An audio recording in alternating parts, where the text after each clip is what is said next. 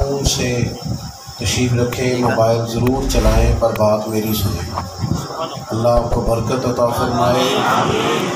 इन पर सारा फोकस इसी पर ना कर दें, कुछ आप बात करने आए हैं और परेशान ना हो जाएं। एक दिन सिर्फ अगर आपकी फ़ोटो ना आई तो इंशाल्लाह कुछ भी नहीं होता। एक दिन बगैर फ़ोटो के गुजार भी लेना चाहिए, कोई हर्ज नहीं। ये रूहानी महफिल है, रूहानी, इसमें रूहानियत लेनी चाहिए, अल्लाह रसूल की रज़ा हासिल करनी चाहिए। ये भी काफ़ी हो गया जी, बस इसको भी रख लें। अब पता चल गया सबको कि हम यहाँ आ चुके हैं, तो आप मेहरबानी करें, इसको भी बंद करें। दो चार बातें मैंने बड़ी ज़रूरी आपसे करनी है, जिसकी ज़रूरत है। अजीज़ दोस्तों, कुछ चीज़ें ऐसी होती हैं जिनके कुछ ख़ास मकासद होते हैं, और असल मकसद अगर पूरा ना हो तो उसके ज़िमन में सारे काम भी होते रहें तो वो फ़ायदा मंद नहीं होते। आप अपने बच्चे को किसी दीनी मजहबी इदारे में या किसी कॉलेज यूनिवर्सिटी में दाखिल करा दें,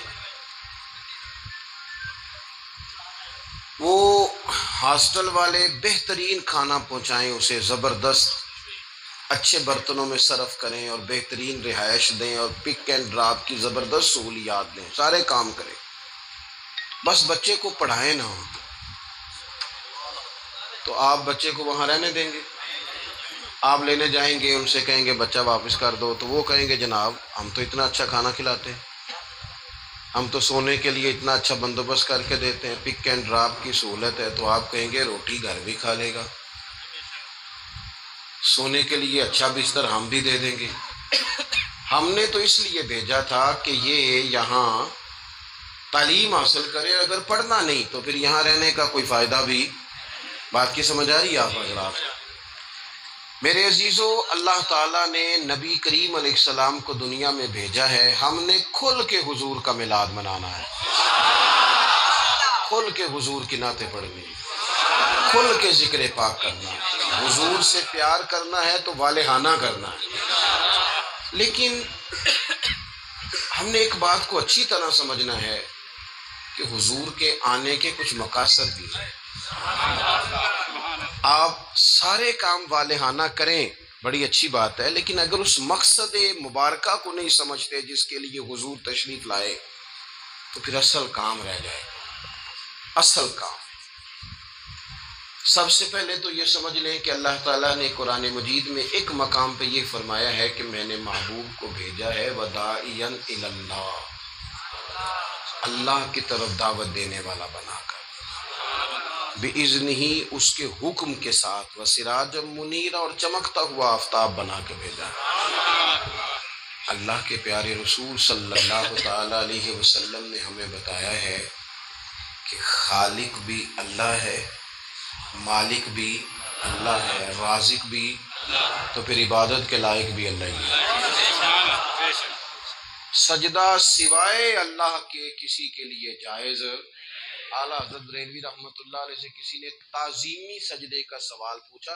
इबादत का सजदा तो वैसे ही कुफर है, शिर्क है, ताज़ीम के लिए सजदा, 40 के करीब दलाइल, 50 के करीब दलाइल किताब सुन्नत से दिए, 150 के करीब हवाला जात फुका और मुहद्दिसीन से दिए, और आला हज़रत ने एक पूरी किताब लिख के बताया कि सजदा सिवाय रब के किसी और के लिए जायज़ नहीं। ये जो अकीदा है तौहीद और रिसालत है ना, ये बंदे को मजबूत करता है।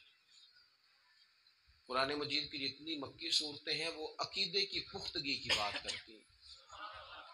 पुख्ता अकीदा हो हमारा, पुख्ता, जब हमारा ज़हन होगा ना रिज़्क़ अल्लाह ने देना है, फिर कोई नाजायज़ ज़रिया नहीं इख्तियार करेंगे। जब हमारा ज़हन बन जाएगा ना कि मालिक अल्लाह ताला है, इज़्ज़तें ज़िल्लतें ये मशीयत इलाही का तकाजा होती हैं, फिर हम कोई गलत सियासत नहीं करेंगे, कोई चोर रास्ता नहीं तलाश करेंगे आगे जाने का। जब हम अकीदा तौहीद और रिसालत वाले होंगे तो फिर कच्ची पक्की बातें नहीं करेंगे, फिर तवक्कुल मजबूत होगा, अल्लाह की ज़ात पर भरोसा मजबूत होगा, फिर हम अपने रब की जानिब तवज्जो रखेंगे। तो एक तो मकसद रसूल करीम के तशरीफ लाने का लोगों को अल्लाह की जानिब बुलाना, अल्लाह की जानिब। हुजूर कसरत से इबादत करते थे, आजकल वो जो निस्बत के बड़े दावेदार हैं वो इबादत से दूर हैं। आप कैमरों के सामने बिठा लें, मेरे जैसे आदमी को भी घंटों बिठा लें, लेकिन कुछ मुसल्ले पे भी चलो घंटों ना सही तो कोई आधा घंटा ही बैठ जाए। नबी पाक अलैहिस्सलातु सलाम ना मेरे अजीज, नमाज फर्ज होने से पहले भी कई कई दिन जाके गारे हिरा में इबादत करते थे। ये जो लोग कहते हैं ना कि सारा कुछ होने के बावजूद मैं परेशान हूं, तो उनकी रूह इबादत मांगती है, उनका दिल इबादत मांगता है, उनकी पेशानियां सजदों को तड़पती हैं। वो जब तक अपने आप को मुसल्ले से वाबस्ता नहीं करते सुकून नहीं पा सकते, क्योंकि कुछ जरूरियात वजूद की हैं, खाना पीना सोना, कुछ जरूरियात रूह की है। और जब तक हम अपने रूहानी मामलात को नहीं देखते तब तक हमारी वो सुकून वाली कैफियत नहीं होती। एक तो नबी करीम अलैहिस्सलाम ने हमें असबाक दिए हैं कि इबादत, जिक्र, तिलावत, इस पर हम खास तवज्जो करें। मैं देखता हूँ आजकल हमारे यहाँ इस बात का चलन कम है। मसलन मुझे दावत देने वाले दोस्तों की प्यार से, मोहब्बत से एक बड़ी तादाद है, आप आ जाएं, आप आ जाएं। बल्कि जिस जगह गए होते हैं ना, वहाँ भी को 18-20 लोग मिल जाते हैं नई दावत देने वाले। मैं अक्सर कहता हूँ यार, जो पिछले साल तकरीर करके गया था उस पर अमल कर लिया सबने। अल्लाह ताला का फजल है, ये मेरा रोजगार नहीं कि मैंने दोपहर को भी पैसे लेने हैं तो शाम को भी लेने हैं, तो मुझे ज़रा ज़्यादा जलसे मिल जाएंगे तो दिहाड़ी अच्छी हो जाएगी। अल्लाह ने इससे बेनियाज रखा है। सवाल ये है कि तकरीरों का, वाजों का, जलसों का मकसूद भी तो कुछ होना चाहिए ना। क्या मकसद है? रोज 2 घंटे तकरीर सुनो और अमल कब करना है? दीन को अमलन, दीन इस्लाम इसलिए नहीं आया कि इस पे खुल के मकाले लिखे जाएं, इस पर खुल के तकरीरें की जाएं, एक एक करें ये काम भी जरूरत के लिए, हरज नहीं, लेकिन ये तो अमली निफाज के लिए आया है ना। तो अमलन दीन की तरफ रगबत करे। मिलाद शरीफ के मौके पर हमें ज्यादा जोश दिखाना चाहिए दीन पे अमल करने का, इसलिए कि हुजूर सैयद आलम अलैहिस्सलातु सलाम की बेसत मुबारका के मकासद भी तो उजागर होके सामने होते हैं कि नहीं। दूसरा मकाम कुरान मजीद में अल्लाह फरमाते हैं, वमा अरसलना मिन रसूलिन इल्ला लियुताअ बिइज़्निल्लाह। दुनिया में हमने जितने भी रसूल भेजे वो इसलिए भेजे कि उनकी इताअत की जाए। रसूल दुनिया में इसलिए आते हैं कि उनके पीछे चला जाए, नक्शे कदम उनका अपनाया जाए, उनके रस्तों का बंदा मुसाफिर बने। रसूल इताअत के लिए आते हैं, उनकी फरमाबरदारी की जाए। मैं आपसे अर्ज करूंगा कि ये मोहब्बतें बड़ी जरूरी हैं, ये मोहब्बतें होंगी तो अमल का जज्बा पैदा होगा। लेकिन एक दूसरा पहलू भी याद रखिएगा, रसूल पाक आए हैं फर्मा बरदारी के लिए। अगर फर्मा बरदारी नहीं करते, बात ही नहीं मानते, आप जिससे भी दावा मोहब्बत करते हैं वो दलील मांगता है, तो हुजूर से दावा मोहब्बत है तो उसकी अमली सूरतें भी तो होनी चाहिए ना। हर पैगंबर इसलिए आए कि उनकी फर्मा बरदारी की जाए, इताअत की जाए। और अगर कोई मेरे नबी पाक की फर्मा बरदारी करे फिर तो उसका अंदाज ही निराला है। कुल इन कुंतुम तुहिब्बूनल्लाह फत्तबिऊनी युहब्बुकुमुल्लाह। फरमाया महबूब इनसे फरमा दें, अगर रब से मोहब्बत करना चाहते हैं तो आपकी गुलामी करें। मिलेगा क्या? अल्लाह खुद इनसे मोहब्बत फरमाएगा, खुद इनसे मोहब्बत। सहाबाए किराम के अंदर ना हुजूर से प्यार का जज्बा भी वालेहाना था, वालेहाना। नबी करीम, वो आजकल कुछ लोगों को ये भी गलत फहमी होती है ना जी, मुरव्वज दिखाएं इसका हुक्म है, हुक्म है, ये बई नहीं, आप ये बताएं। तो मैं कहता हूँ हुजूर ने हुक्म दिया था किसी सहाबी को कि मैं कुल्ली करूं तो मेरे मुंह से निकला पानी चेहरे पे मल लेना। हुक्मन कहा था किसी को कि मेरे नाक से बलगम निकले तो चेहरे पे मल लेने, कहा था, लेकिन वो मलते थे कि नहीं मलते थे? वालेहानापन था, हुजूर के साथ प्यार था, वालेहाना शौक था। लेकिन जिस तरह प्यार वालेहाना करते थे ना, वालेहाना, उस तरह बात भी वालेहाना ही मानते थे। बात भी, प्यार हम भी वालेहाना करते। हमारे यहाँ कहते हैं नारा लगाओ, फिर जोर से लगाओ, फिर दोनों हाथ खड़े करके लगाओ, फिर जनाब इस तरह करके लगाओ। ये सारी बातें ठीक है, ये वालेहानापन है, अच्छी बात है, लेकिन ये भी तो बताएं कि हुजूर की बात भी वालेहाना मानते हैं। हमारे यहाँ लैतो लाला है, गुंजाइश है, देख लेंगे, कर लेंगे, शरीयत की रुखसत पर अमल है। यहाँ गुंजाइश मिल गई तो ले लो, यहाँ मिल गई तो ले लो। सहाबा तो बात भी वालेहाना मानते थे। हुजूर जुमे का खुतबा दे रहे हैं, एक शख्स उठ के खड़े हो गए, अल्लाह के महबूब ने फरमाया बैठ जाओ। एक सहाबी इस कोने में थे, अभी मस्जिद के करीब, उनके कान में आवाज गई बैठ जाओ, वो वहीं बैठ गए। एक उस कोने में थे। हमें वाज़े अहकामात दीन के मिल जाए तो उसमें भी गुंजाइश ढूंढते। उस कोने में थे, कानों में आवाज गई बैठ जाओ तो वो वहीं बैठ गए। इस कोने में थे एक, उनके कान में आवाज गई वहीं बैठ गए। अल्लाह करे कि आप मोबाइल थोड़े कम चलाएं और मेरी बात ज्यादा सुने। दुआ की है, आमीन तो कह देना। चलो दुआ में तो शामिल हो जाए ना। अल्लाह ताला दुआएं तो करनी चाहिए ना। अल्लाह कबूल फरमाता है अपने बंदों की दुआ। दोस्त, वाज़े हुक्म मिलने के बावजूद भी लोग, वाज़े अहकामात के बावजूद भी उसमें लोग गुफ्तगू करते हैं, कल परसों तरसों का नाम लेते हैं। हुजूर ने मुतलक का नाम नहीं लिया, जिसके कान में आवाज गई वहीं बैठ गया। ये वो नज़ारे हैं जो ज़मीन ने देखे हैं, आसमान ने देखे हैं।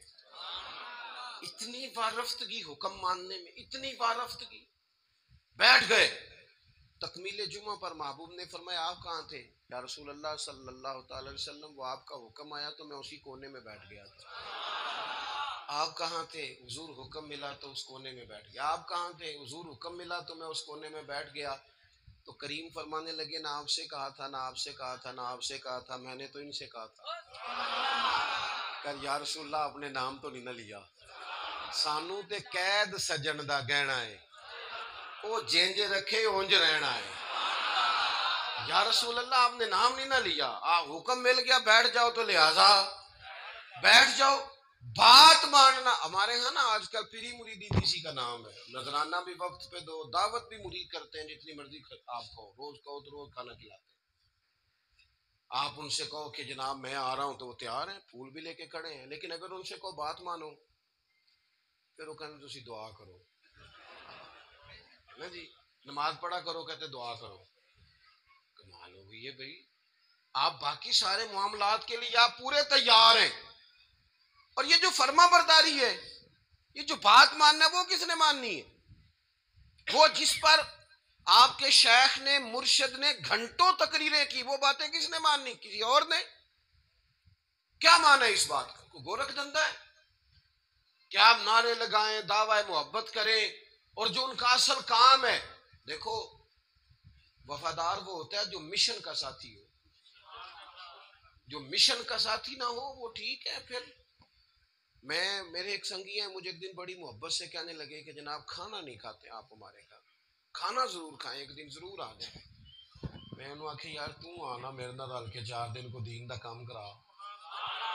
कहने लगा नहीं वो ठीक है खाना। मैं के खाना तो यार हर होटल तो लग जाता है, वो तो चलो अल्लाह तौफीक देता है, कोई ज्यादा अच्छा खा लेता है, कोई थोड़ा सादा खा लेता है। रोटी तो जिसको अल्लाह ताला ने सेहत दी है उसे रोटी मिशन हुसन है, ड्यूटियां जिम्मेदारियां असल हैं।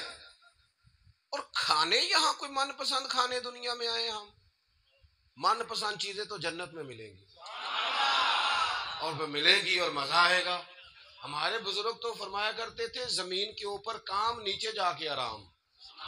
हाँ कोई काम करें, कोई ड्यूटी करें, किसी जिम्मेदारी का इजहार करें, वो खिदमत सर अंजाम दें, वो खास सतही चीजें उससे बाहर निकले, नबी करीम की बात माने, वालेहाना अंदाज, वालेहाना। हुजूर अलैहिस्सलाम ने जिस मिशन के लिए पत्थर खाए, जिस मिशन के लिए हुजूर ताइफ गए, जिस मिशन के लिए हुजूर ने हर दुश्मन को माफ कर दिया कि लोग मुसलमान हो जाएं, दीनदार हो जाएं, उम्मत उस मिशन के लिए क्या काम करती है, क्या ड्यूटी करती है? कभी दिल में तकलीफ हुई है कि आप तजर्बा कर लें, सारे लोग ईद की नमाज पढ़ने भी नहीं आते, इसलिए कि कुछ ऐसे होते हैं जिनकी सारी रात दुकान खुली रहती है और सवेरे सो रहे होते हैं।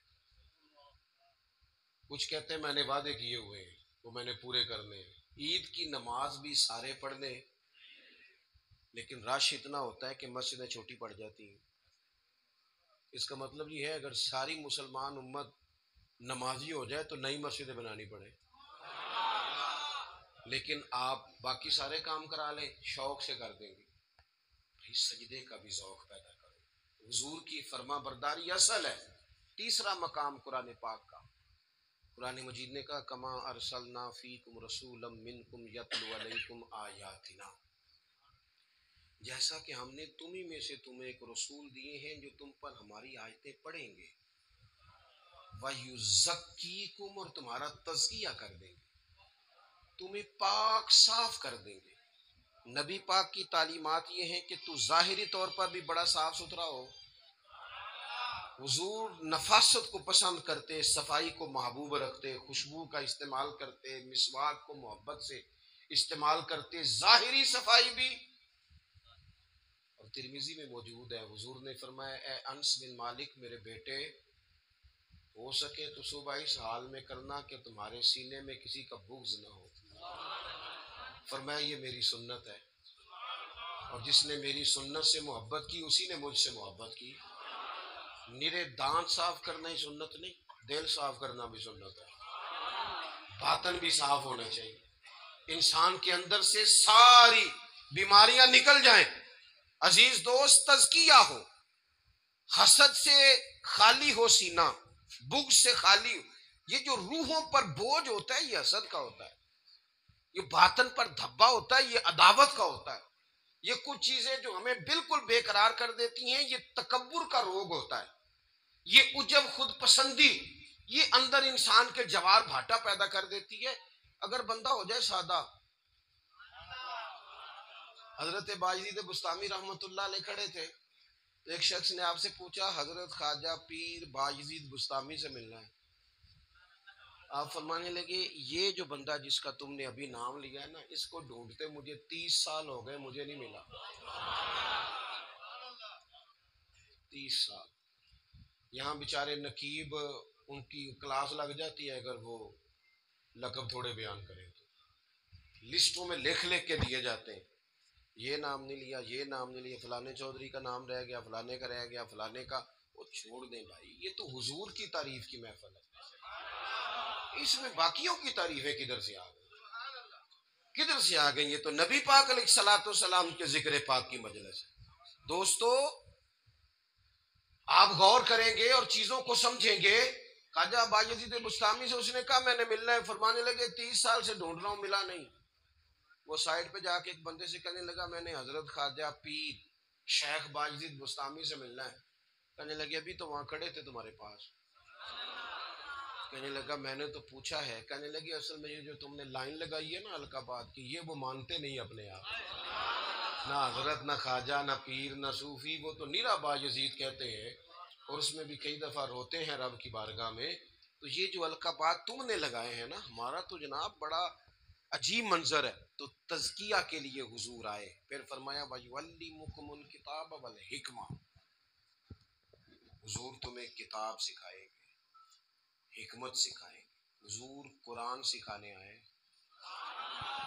नबी करीम क्या सिखाने आए? आप बने इंजीनियर, शौक से बने, आप लेक्चरार बने, शौक से बने, लेकिन साथ कुरान पाक के कारी भी तो बने ना, कुरान पाक को समझने वाले भी तो बने ना। इस बंदे को इतनी कहानियां आती हैं, जिसे अपने शजरे आते हैं, जिसे अपनी बरादरी की शान आती है, उसे कुरान की आयतें क्यों नहीं आती? जिसे सारी पंचायत में सारी बात सुनानी आती है, उसे कुरान मजीद भी आ सकता है। शर्त यह है कि वो आगे बढ़े, कुरान पाक को सीखे। हम ना कुछ काम हमने बच्चों के जिम्मे, मेरे पास एक साहब बच्चा लेके आगे कहने लगे दुआ करें ये पढ़ जाए। तो मैंने कहा आप भी कुछ 100 साल के नहीं हो गए, मैं दुआ करता हूँ आप दोनों ही पढ़ जाए। आप भी तो पढ़ ही सकते हैं ना, आप भी तो तवज्जो करें ना। हम ना जनाब, वो बाज लोगों का अजीब जाविया निगाह बन जाता है, ओ भाई आप भी पढ़ सकते हैं, आप क्यों नहीं पढ़ रहे? वो जी मेरी अब जुबान मोटी हो गई है, तो मैंने कहा ये कल आया है व्हाट्सअप, सब ने सीख लिया है, ये कल है, ईमेल करना भी आ गया लोगों को और कमेंट्स देखना भी आ गया, और बड़े बड़े लोग जिनको नहीं भी तवज्जो जिनकी होनी चाहिए थी उनकी भी तवज्जो, यानी मैं थोड़ा मसरूफ ज्यादा रहता हूँ, और अब तो कुछ तबीयत भी ठीक नहीं रहती, दुआ फरमाए अल्लाह ताला कुछ काम ले ले। कोई दोस्त पूछता है कि आजकल क्या कर रहे हैं, तो मैं कहना कुछ भी नहीं, बस हड्डियां आनियां जानियां देखो, इधर आ रहे हैं और इधर जा रहे हैं, तो यही काम कर रहे हैं, इसके बावजूद लोग नाराज हैं। यानी मसले दो ही थे, उम्र भर हल ना हुए, एक नींद पूरी ना हुई और दूसरा ख्वाब मुकम्मल ना हुआ। सोचते ही रहते हैं कभी 6 घंटे इकट्ठे मिले तो सोएंगे, लेकिन कोई काम खास जिस तरह करना चाहिए मुरतब करके वो हमसे होता नहीं। अल्लाह तौफीक दे तो हो जाए। लेकिन मैं एक चीज महसूस करता हूँ शिद्दत के साथ, बड़ी शिद्दत के साथ, कि कुछ ऐसी चीजों को लोगों ने ओढ़ लिया है। मुझे ज्यादा वक्त नहीं मिलता, तो कई दोस्त पूछ लेते हैं, बल्कि शायद हर हफ्ते ही कोई पूछ लेता है आप स्टेटस कहाँ पे लगाते हैं। मैं कि यार मैंने लाना नहीं आऊंगा, लेकिन वो बस एक ज़हन बन गया ना। और ऐसे लोग जिनके बारे में वो उम्मीद थी कि ये स्टेटस वाले नहीं, ये तस्बीह वाले हैं, ये अल्लाह अल्लाह करेंगे, उनके हाथों में भी मोबाइल नजर आता है, और जो भी चीज हाथ में हो वो चलने लगती है। मोबाइल हाथ में होगा तो चलेगा, और अगर तस्बीह होगी तो वो भी इंशाल्लाह चलेगी। चले, इसकी भी जरूरत है, कहीं तो चलाएं, लेकिन बाकी तस्बीह भी तो लेना हाथ में, कुछ वक्त उसे भी तो देना। तो मेरे अजीज कुरान मजीद को सीखे, और फिर फरमाया वल हिकमा, हुजूर तुम्हें दानाई सिखाने आए। नबी पाक ने हमें बाशऊर किया है। बसीरत का जो नूर दरवाजा रसूल से मिलता है वो कहीं से भी नहीं मिलता। हुजूर की बातें हकीमाना, नबी पाक के इरशादात इंसान को ताजा कर देने वाले, जहन की बंद गिरहें खोल देने वाले, हुजूर के ऐसे फरामीन। नबी पाक अलैहिस्सलाम ना अना नहीं जगाते लोगों की। हम जब किसी शख्स से गुफ्तगू करते हैं तो वो रद्द अमल के तौर पर सख्त हो जाता है, क्योंकि हम अना जगा देते हैं। हुजूर अना नहीं जगाते, नबी पाक जमीर जगाते।